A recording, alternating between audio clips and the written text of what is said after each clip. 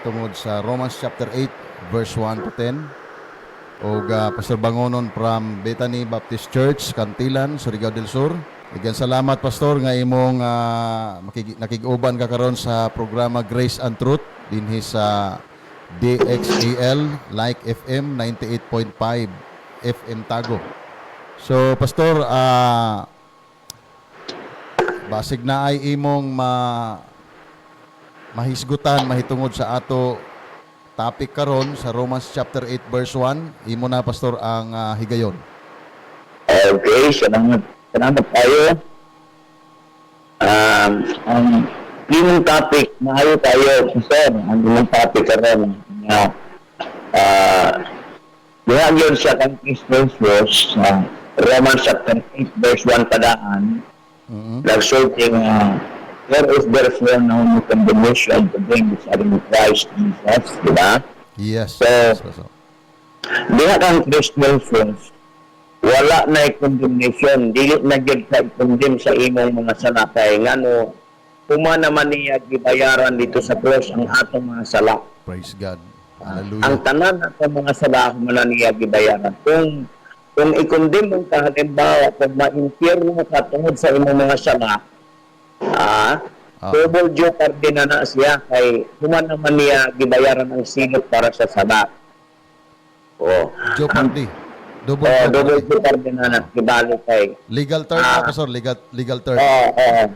Kung sa kaso pa, human naman giserbisyuhan, human naman maungamit ang ninyo siya nga it is finished, kay tapos natos diya, gibayaran ang atong mga sala, human na gidaog na niya itong kamatayon dito sa cross kay wala naman tayo, hindi naman ta pilutan tungkol sa atong mga sala. Praise God.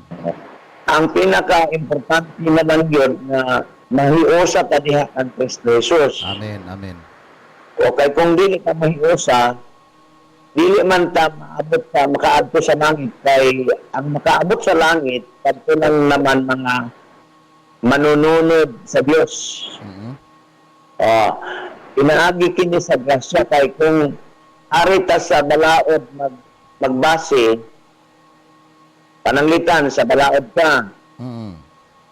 Ang sa balaod mong God, kung magsubay ka sa balaod according to Galatians chapter 3 verse 10, halimbawa nagsubay ka sa balaod, mailalom ka sa punglo, sumala pa sa Biblia. Halimbawa nagsubay ka sa balaod, ang imong sitwasyon na ilalom ka sa punglo.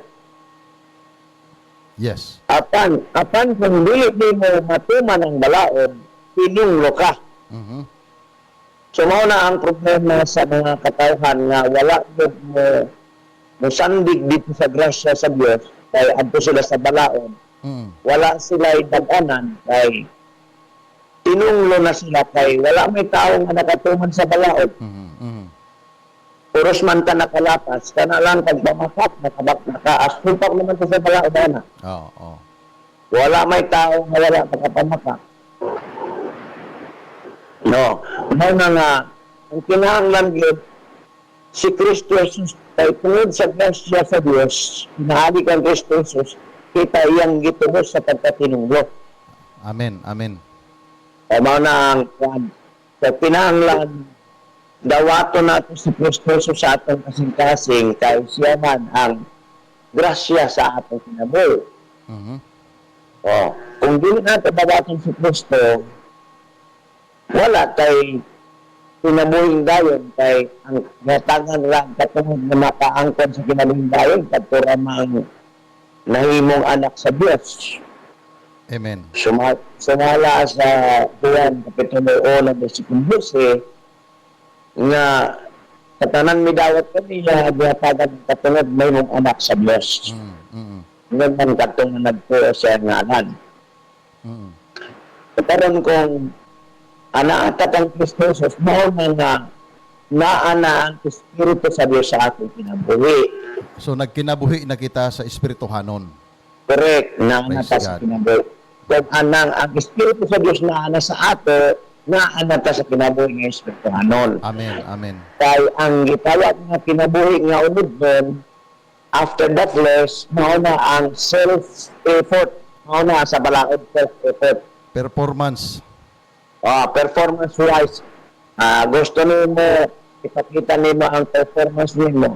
Wala naman tayo nahimo, dili naman tayo makapa-impress sa Dios kay nahiha naman tadaan sa sugad sa una mga makasasala ng tadaan. Yes. So mao gani nga iyatang gipakamatlan sa cross kay para tumuson kita sa atong pagkamakasasala. So pastor, kung performance di ay ang basihan sa kaluwasan, lugi ang mga kita na mga pobre in taon. Wala, dili sa tanan dili mo lugi ang pobre ra patay ang dato kay Oo. sa atumangon sa Dios ang imong pagkamatarong sama raman sa hugaw nga trapo. Ayan. So, Wala tayo may pasigarbo. pobre o adunahan, kung magabase lang kita sa performance, wala gihapon. Wala gyapon kay bisan ka ng mga dato nga kusog tayo muhatag sa dagko ginatagan. Mhm. Dili man gyapon at pintado dito sa Dios kay ang atong pagkamatarong sama sa hugaw nga trapo naman siya atubangan. Yes, yes. Tungod Naanas sa sa Isaiah chapter 64 verse 6. Oo. Tungod sa atong naturalisa. Correct. Dili ta maka wala ipunta ang atong Yes. gihimo kay atong Dios. Dili man na siya mangita sa ato ug atong gihimo kay ang ira man nahimo maoray pinaka-perfect. Yes, yes. Mao na nga dito kita dangot ang Kristo Jesus kay kumana man niyang gibayaran ang atong mga kalapasan. So, buot pasabot, importante gayud pastor ang pagighiusa kang Kristo Jesus rather than Amen. sa grupo o ginatawag nga relihiyon o pundok. Correct. Yes, yes. Kaya naman gud uban pastor na mga magtutudlo na ila gayud gi-emphasize nila ang pag-apil sa ilang grupo. So, murag nabaliwala na ang gihimo ni Kristo ngadto sa krus sa Kalbaryo kay nakapokus na lang sila sa ilang grupo na sila daw ang maluwas kung mo apil ka sa ilang grupo. Actually, sa Biblia, walay lain nga pure nga relihiyon kundi si Kristo Jesus. Amen. Praise God. Hallelujah. Kung relihiyon man ang gipangita sa tao, si Kristo Jesus ang pure nga relihiyon. Sumala pa sa James chapter 1 verse 17 naman na diha. No? Ang pure nga religion mao na ang nag-amping sa kagalingon nga walay buling sa kalibutan. Si Kristo Jesus lang naman walay buling. Yes. O siya lang ang pure nga religion. Mo na nga kung makigalis man nga walay relihiyon nga makaluwas, si Kristo Jesus ang relihiyon nga makaluwas. Amen. Mao nga dito ka mo nang kaniya. Amen. Ana. Praise God. Mao na nga naupunta na nga ang akong na-share gamay kasi sobra na ko sa oras. Oh. Pastor, last na lang, unsa may imong na-experience sa grasya sa Ginoo, kanang imong personal na experience tungod sa grasya sa Ginoo?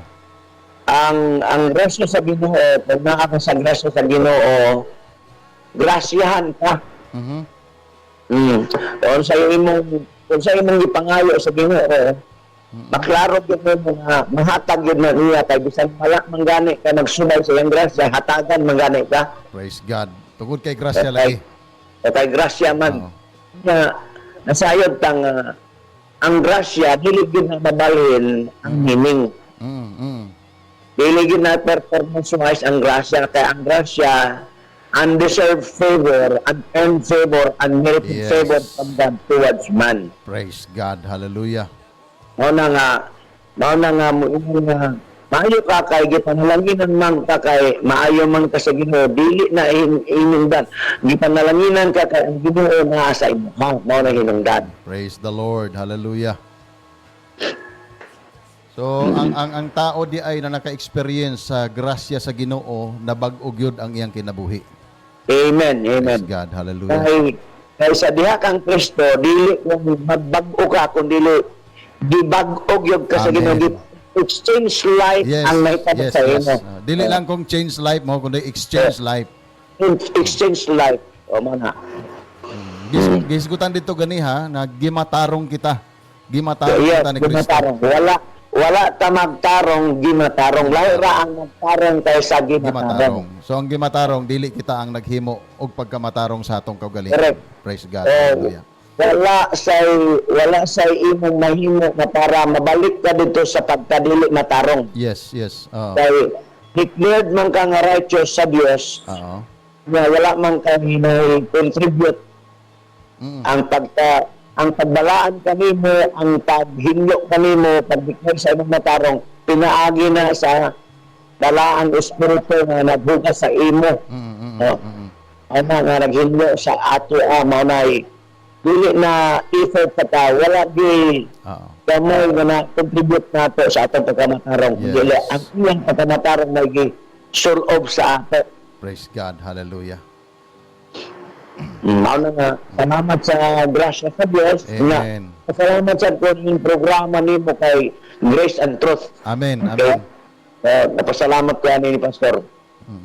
Naku akong kalipay nga ihatagan sa kuning higayod nga makashare unya hinaot na mga listeners makasabot sila pinagi sa grasya sa Ginoo. Amen. Amen. Praise God. Salamat, Pastor. Salamat sa imo time.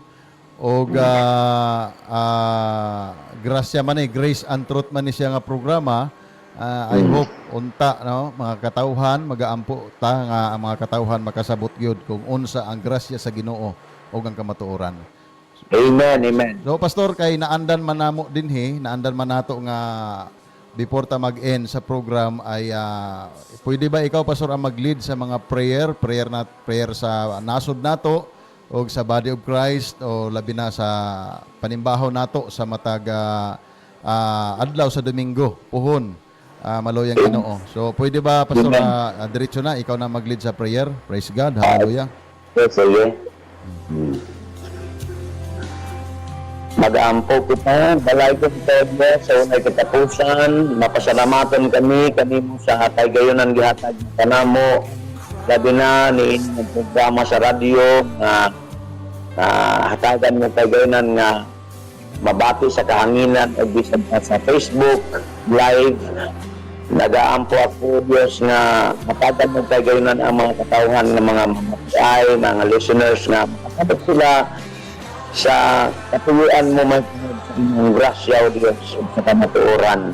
Nasayod kami nga dalawa ng mahimo kung wala ikaw sa ginaklaim na mo o Diyos na di mo kaming buligan na may paabot mo kung mo gamitin mo sa Lord ang mga magwawali sa post sa maong radio program Pastor Joey Gabano na gamit mo siya ron makasabot ang mga kataya. Dili kami o Diyos makapasabot kung dili ang imong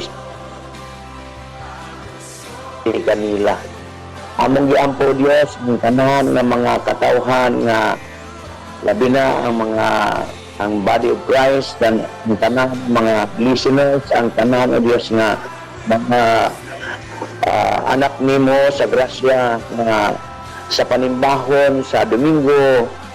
Sila o Diyos magmalipayon sa pagdangat sa ilang kaugalingon at sa panagtigo mong dili nila biyan ang panagtimbag Ginoo. So masayod kami o Diyos na nilaman ang paagod na kami nagpagdinasigay. Nagkita kami sa balay-tiguman ng ibang sa mga presensya na yung bisaad na sa mga buhay sa nagatigom sa mga lang sa pagkapataligala ni o Diyos, madalaon kami padayon nimo gamiton kining programa sa radio o kining radio station.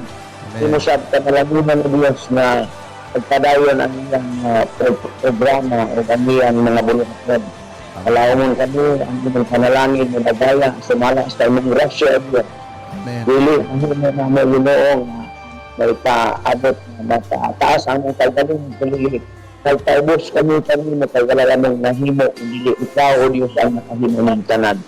O Diyos, ampo, salamat ang inyong bendisyon, ang inyong proteksyon, ang inyong provision sa nagkatisakan mo. Ang dahong mo na may tinutuban na dahara sa nagkatisakan mo. Among ampo na inyong panalangin, pinagis ang alam ni Kristus, na Ginoo po sa mga lugas. Amen. Amen, amen. Praise God. Salamat, Pastor Ananias Bangonon from Bethany Baptist Church, Cantilan, Surigao del Sur.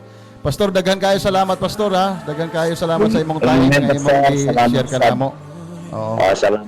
Regards diha, Pastor. Regards diha. God bless, God bless. God bless. Oo, God bless. Oh, salamat, Pastor. God bless. Pastor Ananias Bangonon from Bethany Baptist Church, Cantilan, Surigao del Sur, ang atong nakahinabi karon. Salamat sa iyang time, sa iyang panahon na nakauban nato siya karon o nakahatag siya og pag-share sa pulong sa Ginoo.